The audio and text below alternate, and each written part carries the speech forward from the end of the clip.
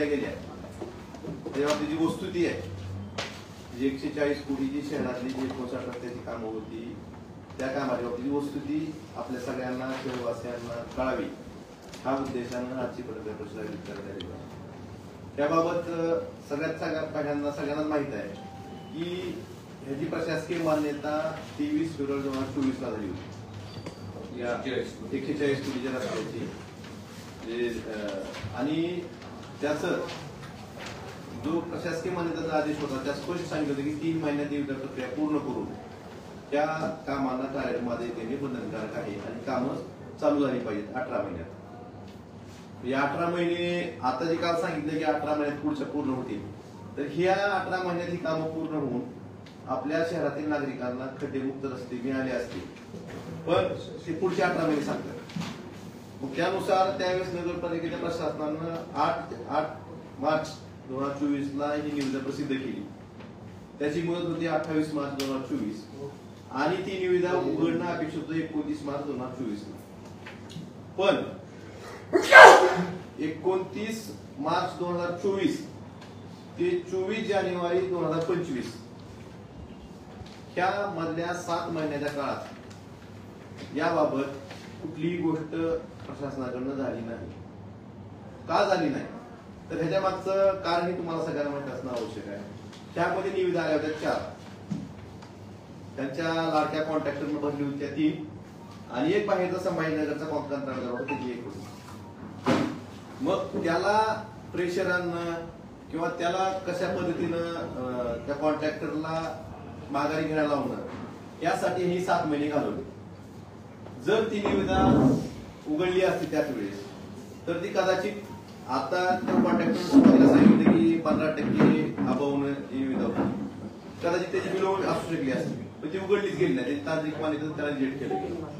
तर मग हे जे 7 महिने घालवले हे 7 महिने कुणाच्या सांगण्यावरून घालवले याची मागणी आमच्या महाविकास आघाडीच्या वतीने 27/12/2024 ला महाविकास आघाडीच्या वतीने जिल्हाधिकाऱ्यांना निवेदन देण्यात आलं होतं आणि त्यात त्यांनी मागणी केली होती की त्या तत्कालीन ज्या सीईओ होत्या नगरपालिकेच्या जिना कुटेस्का ही कशासाठी मागणी होती की हे 7 महिने तुम्हाला निविदा भरल्यानंतर 7 महिने तांत्रिक लिफाफा उघडायला 7 महिने का लागले त्यासाठी नार्कोटिक्सची मागणी केली होती. त्यानंतर 6 जानेवारीला महाविकास आघाडीच्या वतीने परत याबाबत एक रास्ता रोको करण्यात आला. त्यावेळेस तत्कालीन मुख्याधिकाऱ्यांनी लिखी दिलं की आम्ही 28 फेब्रुवारी पर्यंत त्याचं कार्यक्रमातून काम चालू करू. मग ज्यावेळेस महाविकास आघाडीने दुसऱ्यांदा आंदोलन केलं त्यावेळेस मग ही निविदा 25 जानेवारीला तांत्रिक लिफाफा उघडला.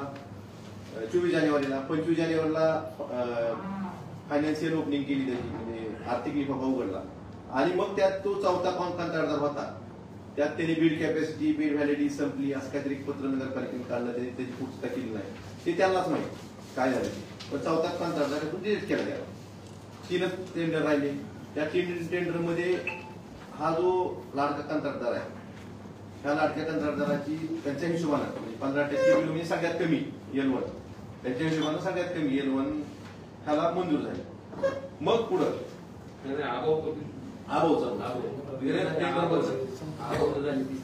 त्यानंतर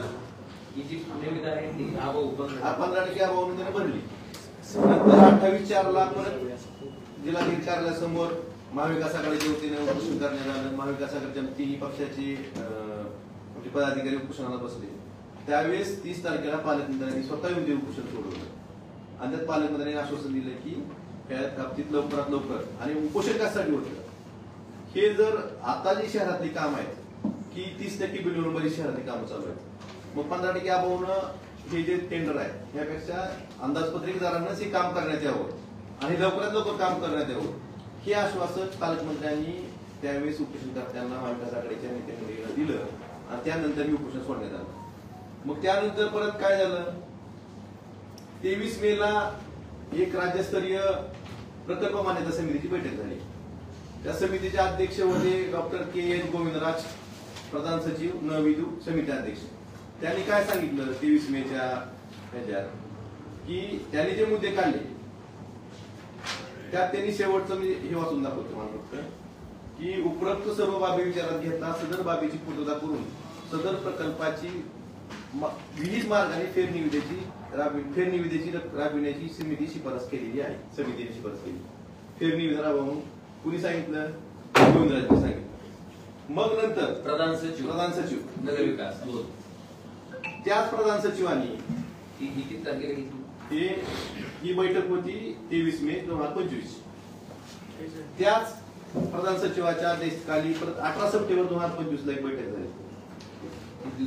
त्यात त्यांनी परत काय सांगितलं? त्याच प्रधान सचिवांनी सांगितले की तांत्रिक बाबीची पूर्तता करून उपरोक्त शिफारशीच्या पूर्ततेसह मुख्याधिकारी धाराशिव नगर परिषद यांनी कारादेश आदेश निर्गमित करण्यात यावा असं समिती शिफारस. एकच समिती, एकच अध्यक्ष, दोन वेगवेगळी शिफारशी का? पहिल्यांदा फेरनिविदा काढा म्हणून आणि परत वर्क ऑर्डर द्या म्हणून. मग ह्या बाबतीत पहिल्यांदा ज्यावेळेस आपलं उपोषण झालं त्यावेळेस 2 तारखेला 2 मेला नगर परिषद संचालकाचे एक पत्र आलं मुख्याधिकाऱ्याला की जर तो कंत्राटदार चालू अंदाजपत्रकाने काम करण्यास तयार असेल तर त्याचं तसं लेखी घ्या, तो तयार नसला तर फेरनिविदा करा. त्या पद्धतीनं मुख्याधिकाऱ्यांनी त्या कंत्राटदाराला पत्र काढलं, कंत्राटदाराला लिहून दिलं. आम्ही त्या चालू निविदेप्रमाणेच आम्ही चालूदाराप्रमाणे आम्ही काम करायला तयार आहे. त्यानंतर ही जी पहिली SLAC झाली 23 मेची, 23 मेची, हे त्यानंतर झालेलं आहे. 2 मेला पत्र आलं, 1-2 दिवसात त्यांनी लिहून दिलं. 23 मेच्या थोडा अंदाजपत्रिकेदारानं निविदा काम करायला तयार असताना सुद्धा त्यावेळेस मग गोविंदराज जे अध्यक्ष आहेत प्रधान सचिव नगरविकासचे त्यांनी फेरनिविदा करण्याचा आदेश का केला, शिफारस का केली, त्याचं उत्तर शासनाला देणं गरजेचं आहे. हे जे म्हणतात ना म्हणजे कोण, आणि परत तेच सांगतात की आम्हाला तुम्ही परत याबाबत कार्यादेश आदेश पूर्तता करून हे करा, कार्यक्रम आदेश द्या. मी याबाबत 9/7/25 ला आपलं पावसाळ्या दिवशी चालू होतं त्यावेळेस आपल्या ह्या शहरातल्या कामाची विधानसभेत मागणी केली होती की 18 महिने झाले ही कामं कार्यान्वयनात अजून नाही, तर याबाबत चौकशी झाली पाहिजे. हे कशामुळे थांबले ही विधानसभेची मागणी केली होती. आणि नंतर मी परत 20/7 ला परत महाविकास आघाडीचे होते, पालकमंत्र्यांनी निवेदन देण्यात आलं. 25/7 ला जिल्हाधिकाऱ्यांसोबत महाविकास आघाडीची बैठक झाली, त्यात हा विषय झाला. 21/8 ला मी स्वतः प्रधान सचिव गोविंदराज हे म्हणजे दोन्ही वेळेस वेगवेगळे बोलले, त्यांचा गजनी झाला असं एखाद्या वेळेस. गजनी झाला का कुणी केला किंवा कुणाचा दबाव होता आता हे चौकशीतच कळलं. तर त्यांना भेटलो स्वतः, त्यांना पत्र दिलं आणि मी पत्र दिलं किंवा तुम्ही एकतर फेरनिविदा करा किंवा कार्यालयामध्ये द्या, काहीतरी करा. तुमच्या ह्या गोंधळात आमच्या शहरातल्या नागरिकांना जी रस्त्याची दुरावस्था आहे, काही जीव गेले, बऱ्याच लोकांचे अपघात झाले, ह्याबाबत तुमच्या म्हणजे राजकारण असेल, मुख्यमंत्री कार्यालयाचं उपमुख्यमंत्री कार्यालयाचं राजकारण असेल काय माहित नाही, पण तुम्ही ह्याबाबत निर्णय घ्या असं गोविंदराजांना प्रत्यक्ष भेटून सांगितलं. तरी पण यात काय केलेलं नाही. परत 17 तारखेला परवा पालकमंत्री महोदयाला परत महाविकास आघाडी शिष्टमंडळ भेटलं पालकमंत्र्यांना आणि त्यांना सांगितलं की याबाबत तुम्ही लवकरात लवकर कार्यालयामध्ये किंवा काय ते करायचे. आमचा महाविकास आघाडीची एकच मागणी होती, शहरातल्या रस्त्याची कामं तात्काळ चालू झाली पाहिजे. पण आम्हाला माहित नव्हतं ही निवडणूक लागण्याची वाट बघायची. हे जे 18 महिने गेले, 18 महिन्यात जर कामं पूर्ण झाली असती तर जो नागरिकांना, सर्वसामान्य नागरिकांना जो त्रास झालाय तो त्रास कमी झाला नसता का? ह्याला जबाबदार कोण? आणि त्यावेळेस आमची मागणी होती की मी विधानसभेची मागणी केली होती चौकशी करावी, महाविकास आघाडीची होती नार्कोटिक्सची मागणी केली. आज आमची मागणी हीच आहे की मुख्यमंत्री तथा गृहमंत्री महाराष्ट्राचे हा खूप मोठा ख्याती आहे की याबाबत SIT नेमून याची चौकशी झाली पाहिजे. मग त्यात दूध का दूध आणि पाणी का पाणी, मग कोण शुक्राचार्य आहे कोण भ्रष्टाचारी आहे हे सगळं समोर. ह्या गोष्टीच्या बाबतीत आम्ही उद्या मुख्यमंत्र्यांना, गृहमंत्र्यांना महाराष्ट्राच्या पत्र द्यायला खासदार की याबाबत गेले 18 महिने या निविदा प्रक्रियेला उशीर का झाला, कुणाच्या दबावामुळे झाला, त्याला कारणीभूत कोण आहे, अधिकाऱ्यावर दबाव कोण आणत होतं? मग ते इथल्या नगरपालिकेच्या सीओ पासनं प्रधान सचिवापर्यंत या अधिकाऱ्यावर दबाव वेळोवेळी कुणाचा होता आणि कशासाठी होता याबाबतची चौकशी यासाठी लावून केली पाहिजे आणि सत्य हे धाराशिवकरांच्या समोर आलं पाहिजे ही आमची प्रमुख मागणी आजच्या पत्रकार परिषदेच्या माध्यमातून आम्ही तुम्हाला सांगायची.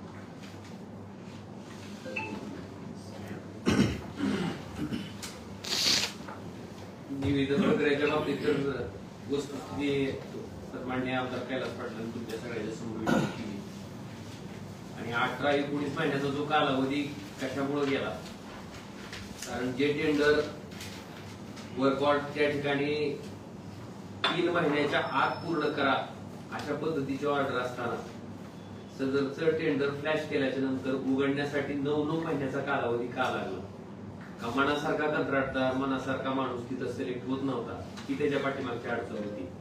मला वाटते ह्या गोष्टी आणि त्याचबरोबर ज्यावेळेस हे टेंडर 15% अभावनं दिलं गेलं होतं, कारण बाकीच्या नगरपालिकेची जी कामं आहेत ती 30% बिल होणं आता सध्या नगरपालिकेच्या कार्यक्षेत्रात सुरू आहे.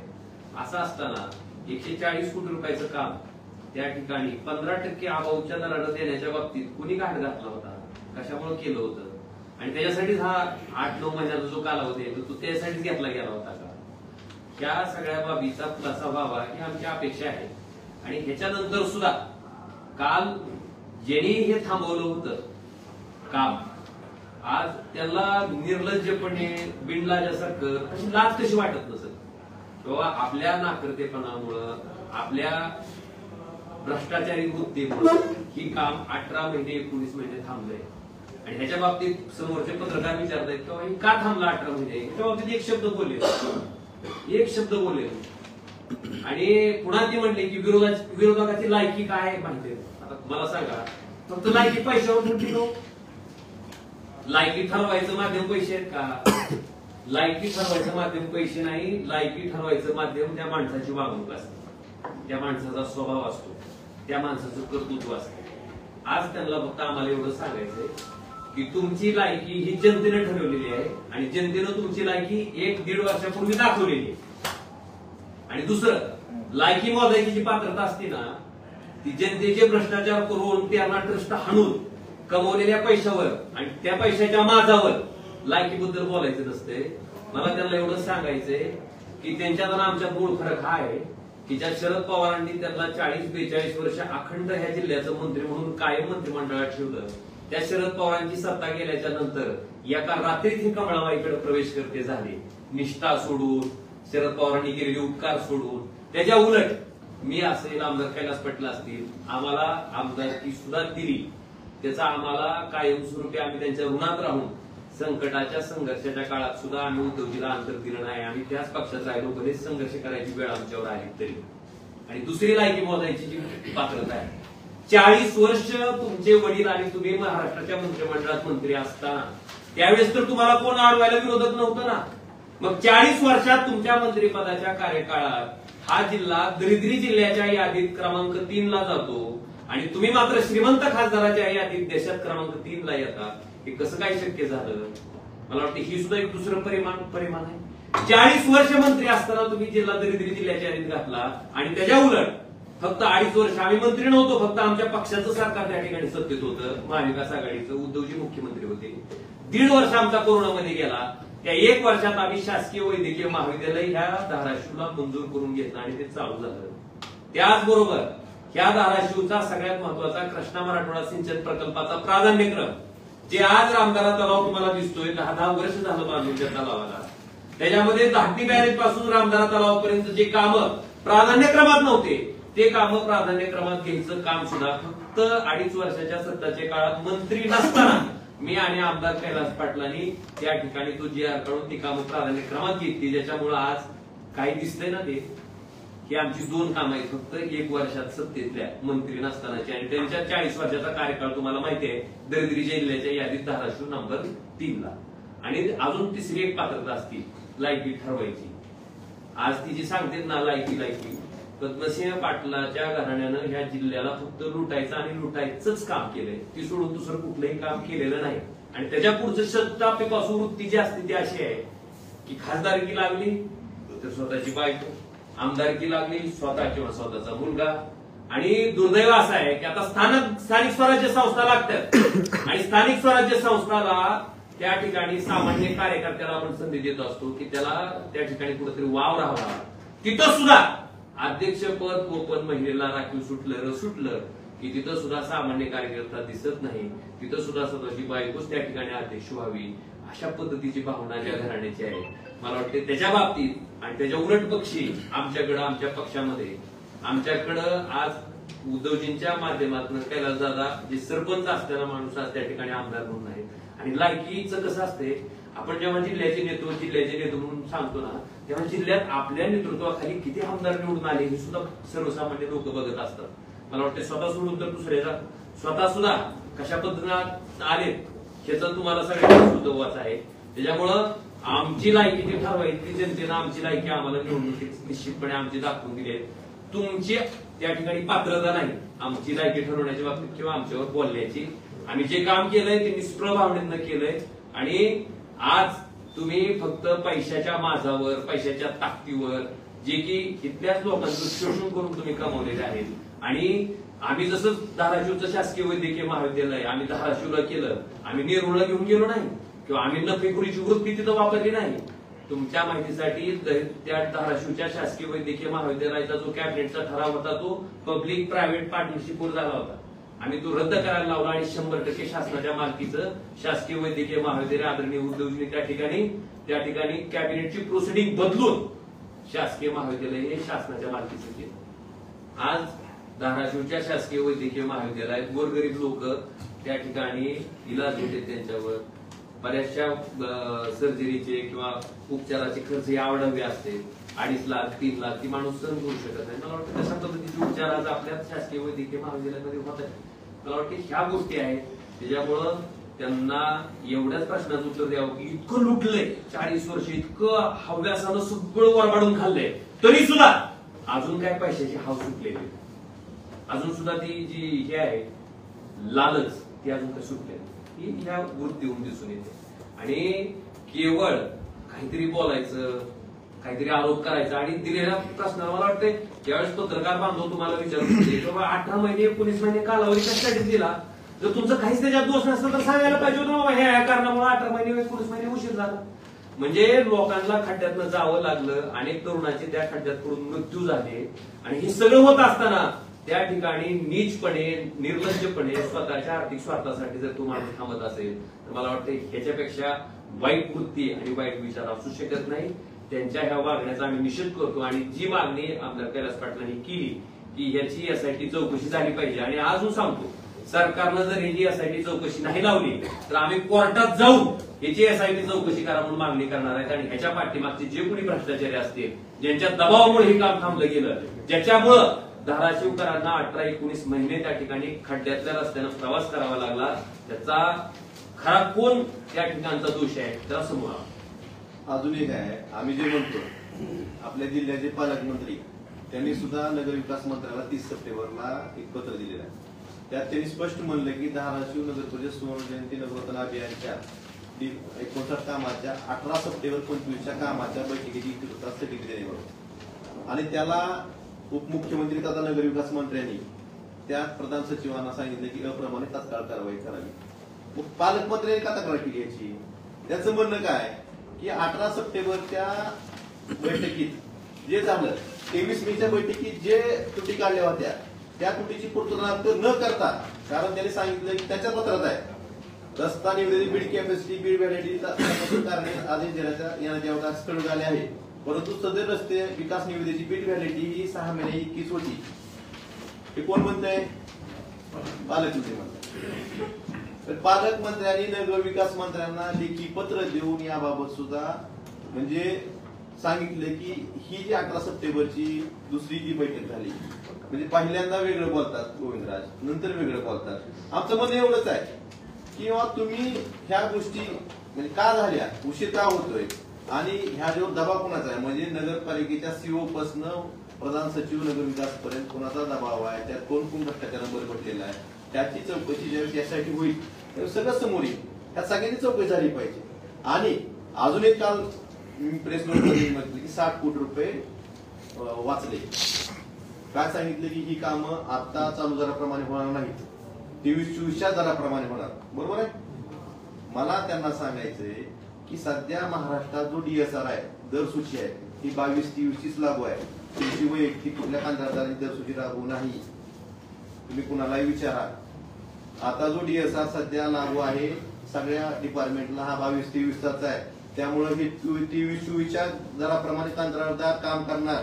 कोण कंत्राटदाराची पाठ ठोकायचं किंवा कंत्राटदाराचं कौतुक करायचं, हे जर कोण करत असेल तर मग ह्यात त्यांना अभ्यासात सल्ला सांगायला देतात दुसऱ्याला. ते आता सध्या दरसूची कुठली लागू आहे, 22-23 चालू आहे. आणि तुम्ही काय सांगता की 23-24 प्रमाणात काम होणार आणि यात 60 कोटी रुपये शहरवासियांचे वाचणार. चालू दराप्रमाणे केल्याचं 60 कोटी रुपये जास्त लागले असते.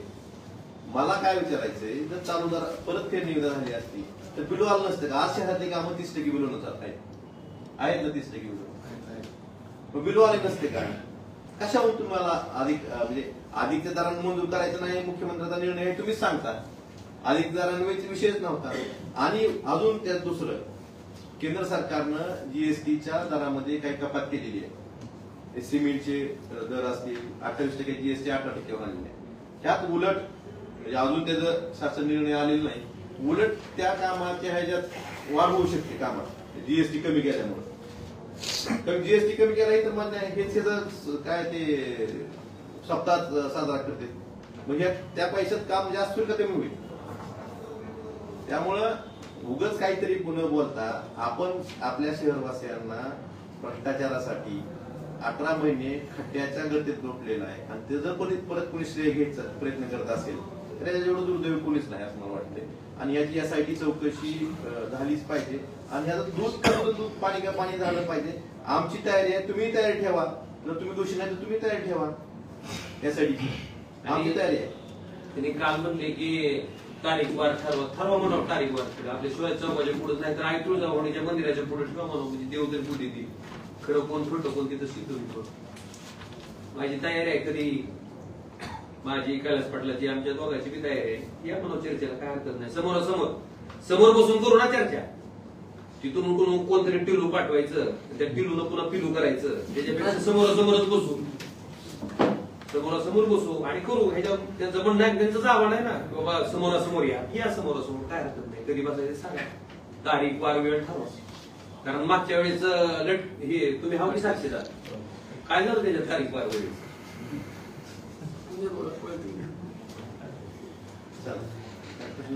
दादा एक प्रश्न होता साधा, की आपण ज्यावेळेस ही निविदा प्रक्रिया निविदा ज्यावेळेस काढली किंवा निविदा प्रक्रियेची सुरुवात झाली त्यावेळेसपासून आपण लढा देत आहात की ही निविदा म्हणजे ताबडतोब रस्त्याचे कामं व्हावीत वगैरे असं लढा देत आहात. मग 15% अभावानं निविदा मंजूर व्हावी आणि ते काम सुरू व्हावं हाच तुमचा उद्देश होता असा आता निघत नाही. आम्ही उपोषण कशासाठी केलं महाराष्ट्रासाठी? 15% अभावानं काम देऊ नये म्हणून उपोषण होतं. उपोषण त्यासाठी होतं. त्या दिवशीच पालकमंत्र्यांनी आश्वासन दिलं की 15% अभावानं का आमचं उपोषण महाविकास आघाडीने आंदोलन केलं की ह्या 15% अभावानं त्यांना देऊ नका. बाकीची काम आदित नगरपालिकेत शिसाय नगरपालिकेचा सुद्धा आदित नगरपालिकेची परिस्थिती बिकट आहे. त्यात पण 15% अभावानं मग अजून खर्चात वाढ होईल, नगरपालिकेच्या कर्जाचा बोजा वाढेल. म्हणून आमचं म्हणणं होतं की ऍज पर डेट ही निविदा झाली पाहिजे आणि ती तात्काळ काम चालू आहे. तीच आमची मागणी. आता ऑर्डर होणार आहे यासाठी चौकशीची मागणी करत आहे. ते काम स्थगित होतील काम चालू झाली पाहिजे. शहरवासियांना खड्ड्यातून मुक्तता मिळाली पाहिजे. पण ह्या ज्या 18 महिने जे झाले, 18 महिने का गेले? 18 महिने का गेले? कुणाचा दबाव होता? कुणी काय केलं? विलंब का लागला? ह्याची चौकशी झाली पाहिजे ना. आणि 18 महिने ज्या लोकांमुळं ह्याला उशीर झाला, त्यात जे जीव गेले, त्यात जे अपघात झाले, त्याला जबाबदार कोणतं ठरवलं पाहिजे जबाबदारी. त्यात चौकशी तर आम्ही आलो तर आम्ही दोषी ठरतात. ही चौकशी झाली पाहिजे. आम्ही SITची मागणी करतो. म्हणूनच आम्ही म्हणून यांनी जर नाही केली तर आम्ही स्वतःहून कोर्टात जाणार आहे आणि कोर्टाकडनं मागणी करणार आहे. आणि एक सगळ्यात महत्वाचा यातला गंभीर विषय, नगर विकासाचा प्रमुख सचिव, नगर विकास विभाग 2 त्याच विभागाचा सचिव पहिल्यांदा बैठक घेतो आणि त्या बैठकीत सांगतो की फेरनिविदा प्रक्रिया राबवा, आणि तोच सचिव परत दुसऱ्यांदा बैठक घेतो आणि त्यावेळेस सांगतो की तुम्ही कार्यारंभ आदेश द्या. नेमकं काय झालं होतं, कशामुळं? म्हणजे सचिव नावाचा प्राणी तर काय बेडा नसतो की, कशामुळे बदल झाला त्यांच्या मनात, काय परिवर्तन झालं? बरं, फेरनिविदा काढा म्हणून सांगणारा सचिव सांगतो की तुम्ही कार्यारंभित आदेश द्या. का? पण नगरपालिकेवर तुमची सत्ता असताना तुम्ही ड्रेनेजची योजना आणली आणि त्याच्यामुळे शहरातल्या नागरिकांचं नुकसान झालं असं तुमचं मत आहे? कुणाचं ड्रेनेजची योजना आणली म्हणून शहरातले रस्ते खराब झाले म्हणून तुम्ही टेंडर म्हणजे जहारीतले शुक्राचार्य मग जहारीतला कोण शुक्राचार्य तिथं सांगे? शुक्राचार्य भ्रष्टाचार्य कोण आहे? सगळ्यांनी म्हणा, समजा ड्रेनेजमुळे रस्ता खराब झाला म्हणून हे मंजूर असलेले रस्ते होऊ द्यायचे नाही आणि नागरिकांना त्रास होऊ द्यायचा, आणि परत आमच्यावर शब्द द्यायला मोकळे की हे ड्रेनेजमुळे रस्ते खराब झाले. ह्यातून कळते ना कोणाचा उद्देश काय होता. ते राजकारणासाठी सर्वसामान्य नागरिकाला त्रास द्यायचा जो उद्देश होता हे त्यांच्या स्वतःच्याच वाक्यातून किंवा स्वतःच्या बोलण्यातून सिद्ध झालं आहे. लाडक्या कंत्राटदार मिळाले. कोण आहे कंत्राटदार? कोण लाडका कंत्राटदार शोध घ्या की तुम्ही तेवढी सगळं आम्हाला एवढा तर अभ्यास करा की तुम्हाला लय अभ्यास करायला लावते, तुम्ही घ्या शोध घ्या. सोशल मीडियावरती एक पोस्ट व्हायरल होती, म्हणजे विरोधक सत्ताधारी जे आता आहेत की आपण 10 वर्ष, त्या 10 वर्षामध्ये 2.5 वर्ष आपली सत्ता होती, त्यावेळेस आपण जिल्ह्यासाठी व या 10 वर्षात जे आपण संघर्ष करताय त्यामध्ये जिल्ह्याच्या विकासासाठी आपण काय केलं असं ते सोशल मीडियावरती उशीर आलो का?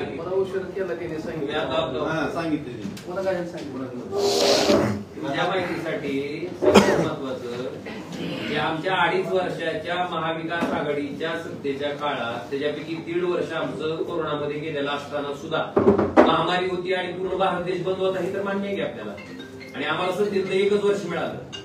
त्या 1 वर्षाच्या कार्यकाळामध्ये आम्ही त्या जिल्ह्यासाठी शासकीय वैद्यकीय महाविद्यालय आणलं, त्यांच्यासारखं निरुला नेऊन नाही थाटलं.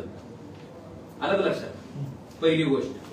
दुसरी गोष्ट, कृष्णा मराठवाडा सिंचन प्रकल्पाचा जो प्राधान्यक्रम आहे आजही तो GR आहे, कारण GR ची कागद काही त्या ठिकाणी जात नाही. कुणाच्या काळात ते झालंय मंजूर? जयंत पाटील साहेब जलसंपदा मंत्री होते, त्यांच्या सहीनं त्या ठिकाणी कृष्णा मराठवाडा सिंचन प्रकल्पाचा प्राधान्यक्रम आम्ही बदलून घेतला, जो की तुळजापूरच्या रामदारात साठवण तलावापर्यंत घेतला आणि दुधाळवाडचा जो साठवण तलाव आहे तिथपर्यंत घेतला. त्याच्यामुळेच ही कामं त्या ठिकाणी झालेली आपल्या सगळ्याला दिसतात. आणि आपल्या माहितीसाठी आम्ही केलेल्या कामावर लोकांनी शिक्कामोर्तब करायचं असते. तिसरं एक सगळ्यात महत्वाचं काम, 2014ला रेल्वेच्या कामाच्या बाबतीत मोदींनी घोषणा केली होती. 14 ते 19 खासदार होता इथं. 14 ते 19 साली बीड तरी हल्ली का?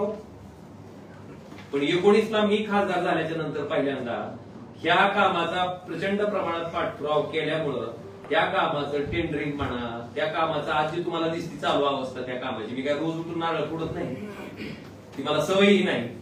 जे दिसतंय तुम्हाला झालेलं तुळजापूर पासून ते धाराशिवच्या कामाच्या बाबतीत ते समोर आहे का?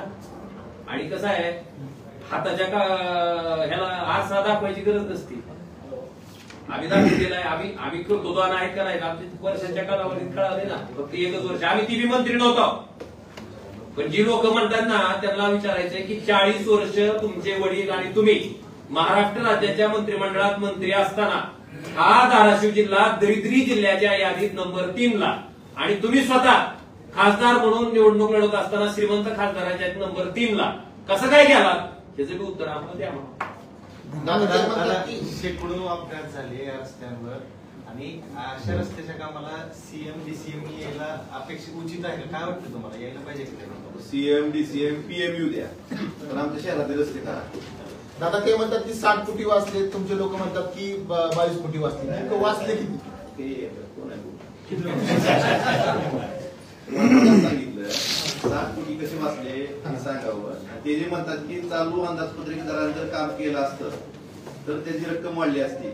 पण मी मागास सांगितलं, अजून रिपीट करतो, अजून घ्यायचं नाही तुम्ही तुम्ही हळूच देतो.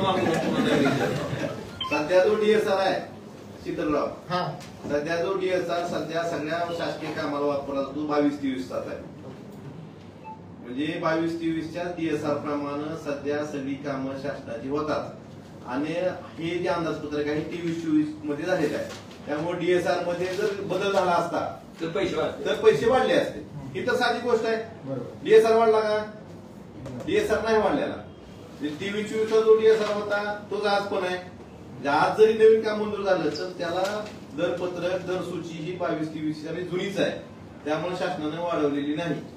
त्यामुळे हे विषयच नाही आहेत त्याचा. मग वाढेल कसं सांगा?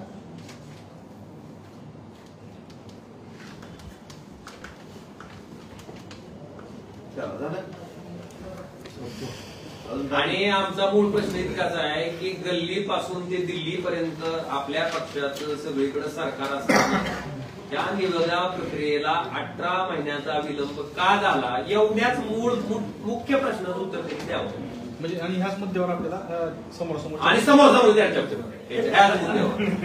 समोर आमने सामने तुम्ही द्या पुन्हा पळून आणि ती शिकुर्डी पाठवायची नाही दुसरी. स्वतः यायचं स्वतः चर्चा करायची. आमची तयारी. सरकारनं शेतकऱ्यांना मदत उशिरा केली असं म्हणलं जातं. आता दुसरं मुदत घेऊ नका. फिरू नका.